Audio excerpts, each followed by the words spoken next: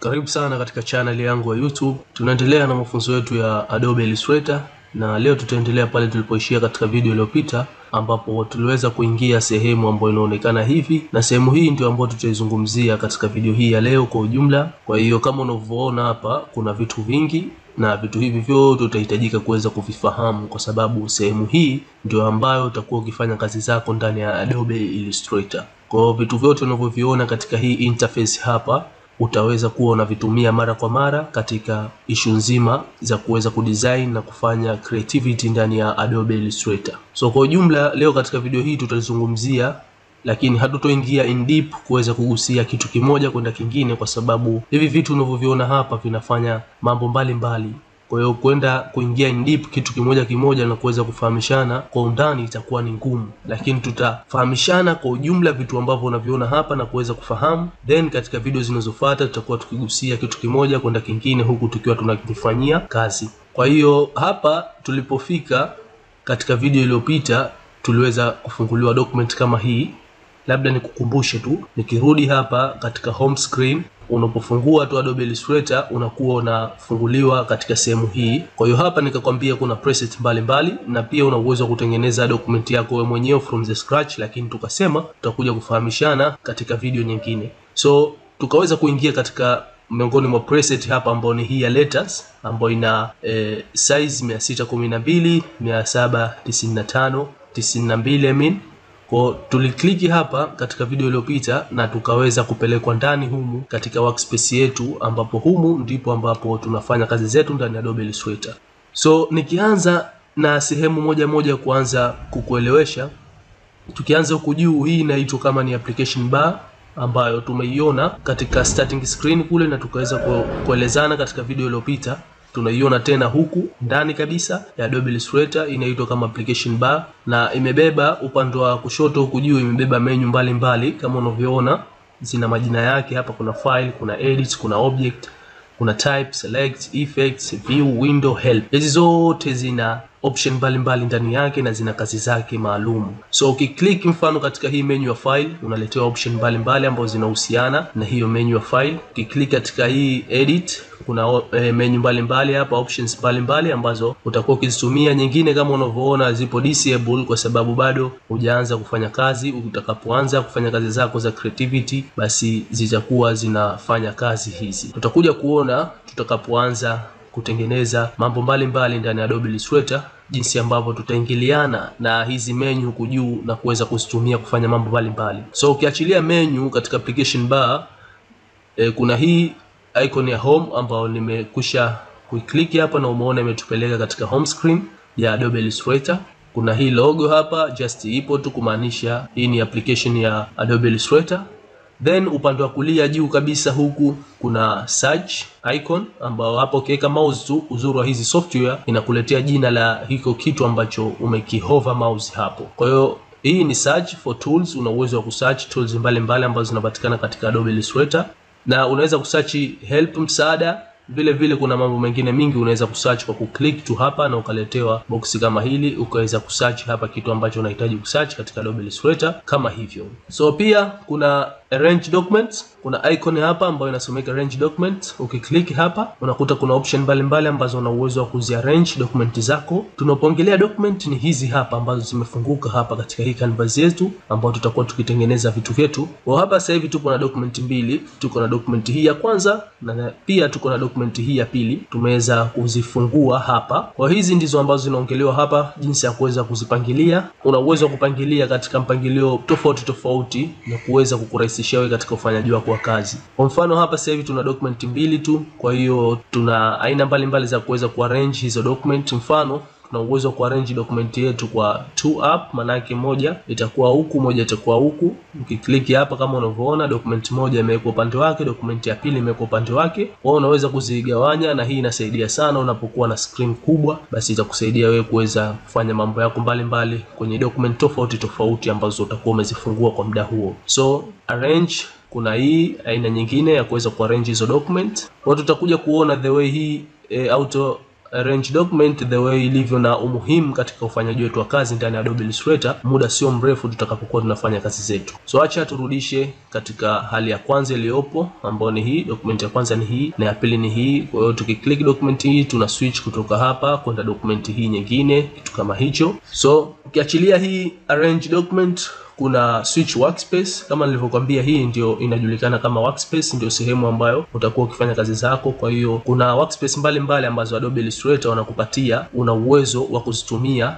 ama una uwezo pia wa kutengeneza workspace yako mwenyewe ambayo italingana na matakwa yako, upendeleo wako. Vipi unahitaji vitu hivi ambavyo unaviona hapa vikae, pengine huhitaji kitu chochote kikae upande wa kulia, unahitaji vyote vikae upande wa kushoto. Una uwezo wa kutengeneza workspace yako mwenyewe na ukaisave na kuona itumia mara kwa mara katika ufanyaji wako wa kazi. Tutakuja kuoneshana jinsi ya kufanya hivyo muda sio mrefu katika video inayofuata. So switch workspace, ukiklik hapa kuna workspace mbalimbali ambazo by default zipo katika Adobe Illustrator. Pengine za kwangu mimi ni nyingi, za kwako wewe ni kidogo ama zipo tofauti kidogo, kwa sababu version natumia mimi ni 2023 Adobe Illustrator. Sasa wewe sijui utakuwa unatumia ya mwaka gani, lakini ipo hivyo. So hapa mimi nina uwezo wa kutoka katika workspace moja kwenda workspace nyingine, nikachagua workspace ya painting. Kama unavyoona workspace ile kuwepo sasa hivi itabadilika kwenda katika workspace ya painting, na hii imebase katika painting. Kama unavyoona ni workspace ambayo issue nzima za painting itaweza kukusaidia, itakurahisisha wewe katika kutumia na kutengeneza vitu mbalimbali. So una uwezo pia wa kuswitch kwenda katika workspace ya typography. Hizi ni workspace ambazo tayari Adobe Illustrator ipo nazo, wameshaziweka kwa ajili yako, kwa ajili ya kutumia tu wewe. Na pia una uwezo wa kucreate new workspace. Tutakuja kufahamishana katika video yake maalum jinsi ya kutengeneza workspace mpya na ukaweza kuisave kwa jina ambalo unalihitaji na kuona itumia mara kwa mara unapoingia katika Adobe Illustrator. Kwa hiyo acha tuende kwanza na Essentials Classic ili tuweze kufahamishana vitu vingine vilivyobakia katika hii workspace unayoiona hapa. So ukiachilia hii switch workspace, kama huioni hapa, haipo katika Adobe Illustrator yako, na uwezo pia kuipata katika hii menu ya window. Ukaklik ukaja katika workspace, ukaletea workspace zote ambazo zipo kwa sasa, na zile ambazo tayari umesave mwenyewe unaweza ukazikuta hapa. Then ukiachilia switch workspace, kuna hizi icon tatu huku ambazo ni maarufu sana. Nadhani tulio wengi tunazifahamu. Application nyingi, software nyingi zipo hizi. Hii ya kuweza kuclose, hii ya kuweza kurestore, hii ya kuweza kuminimize. So una uwezo wa kujaribu hizo na kuona effect zake kama huzifahamu. So hii juu ndio application bar inavyoonekana na the way ambavyo inatumika kwa ujumla. Kama nilivyokuambia, hatutoingia in deep sana kuweza kuzungumzia hivi vitu, kwa tutaangalia kwa ujumla. So hiyo ndio application bar. Then ukiachilia application bar, katika hii Adobe Illustrator workspace yako unayoiona, kuna kitu kinaitwa control panel. Control panel ipo chini tu ya application bar. Ni hii hapa unayoiona hapa, ambayo hii kwa sasa sitoizungumzia, lakini katika video hii nitaweza kuigusia baada ya kuzungumzia upande huu unaouona huku. So acha kwa sasa tufahamu tu kuna hii control panel. Then ukiachilia control panel, kuna tools panel ama toolbar. Tools panel ama toolbar by default inapatikana upande wa kushoto mwa hiyo workspace yako. Huku ndipo ambapo kunapatikana tool panel, na hii ndio tool panel unayoiona hapa ama toolbar. Kuna tools mbalimbali kama unavyofahamu. Unapokwenda katika workspace, sehemu ambayo utakuwa unafanyia kazi zako, kutakuwa kuna zana mbalimbali ambazo unazitumia kuweza kutengeneza iko kitu ambacho unakwenda kukitengeneza. So huku kuna tools mbalimbali ambazo utazitumia kuweza kutengeneza vitu mbalimbali. Tutaenda kuona the way ambavyo tools zote hizi zinatumika. Na uzuri wa Adobe Illustrator, unapoweka tu mouse katika hizi tools inakufahamisha hiyo tools inaitwaje, na pia inakueleza hiyo tools kazi yake ni ipi, na inakupa shortcut ya kuipata hiyo tools mara moja kwa kupitia keyboard yako, na inakupa motion graphic ya kukuonyesha hiyo tools inafanya nini haswa. Kama unavyoona, hii ni selection tool. Tumeweka mouse ni selection tool ambayo keyboard yake ni V, ina select object nzima na kuweza kuimove na kuipangilia. Ukiachilia selection tool, ukija hapa kuna hii direct selection tool ambayo ni tofauti na selection tool kidogo, inakupa na hii definition yake, ina select na ku adjust anchor point and a segment to reshape path, na wanakuonesha the way inavyofanya kazi. Keyboard shortcut yake ni A. Kwa hiyo hii inajulikana kama direct selection tool, na ipo tofauti kidogo na selection tool. Hata ukiangalia hizi icons zake zinatofautiana. Unapo click hii inakuwa ipo black imefill, lakini unapoclick hii ipo gray kama unavyoona. Kwa hiyo hizo ndio selection tool. Na ukiangalia selection tool na direct selection tool hapa chini, ukiangalia direct selection tool kuna kialama cha gray kama kiengo fulani kipo chini huku mwisho. Hii kimaanisha hapa katika hii tools haipo peke yake, zipo na tools nyingine ambapo zipo hidden, zimejificha.